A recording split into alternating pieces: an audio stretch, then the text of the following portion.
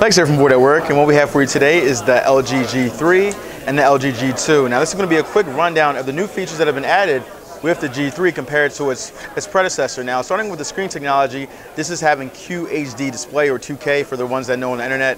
This is packing 4 times the resolution of 1080p. In person it's a beautiful display, guys. You really can't do it justice in video, but the screen technology that's incorporated in the G3 does do it justice. It definitely is needed, and it does compare well to the G2. Now as you can see here, the software is a bit different. Now Thunder E has a customized home screen a little bit, but it's pretty much, you get the gist of it.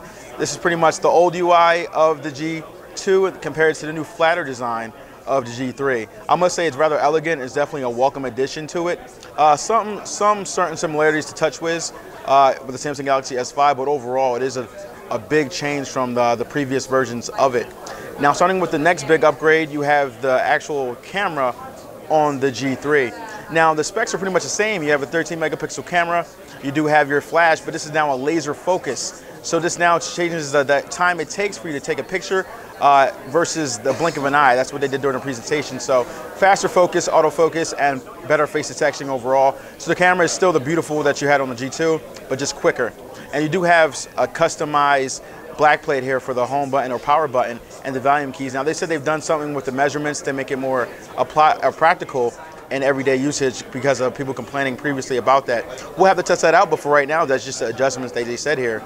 On the back now, you do have this metal looking back cover, but it is almost a matte finish. It's very deceiving. As you can see here, we have the welcome addition of the removable back cover on the G3 with the same 3,000 milliamp hour battery pack that's in the G2.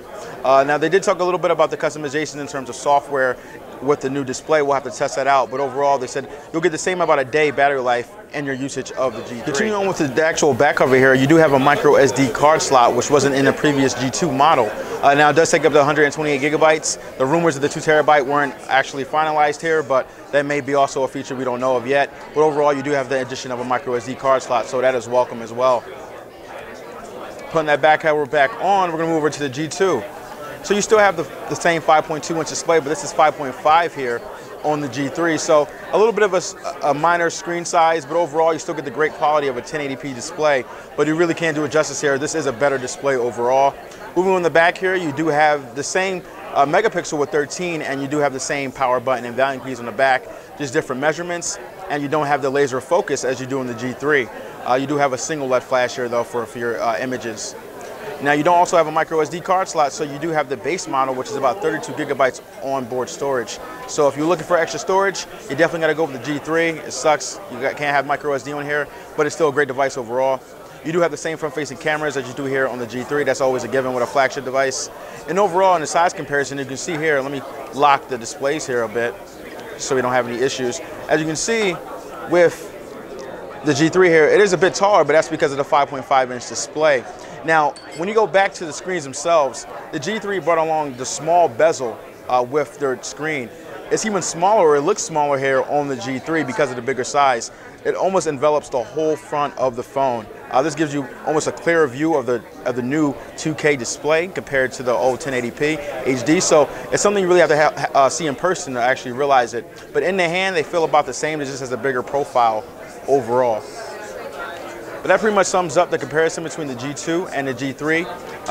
There's definitely a bump in screen technology, camera with the laser focus. You do have the addition of a micro SD card, and obviously storage with that as well. Be sure to like, share, favorite the video, comment in the section below, guys. We love to hear your feedback. Remember to subscribe if you haven't already, and remember to always enjoy your entertainment. Thanks, guys.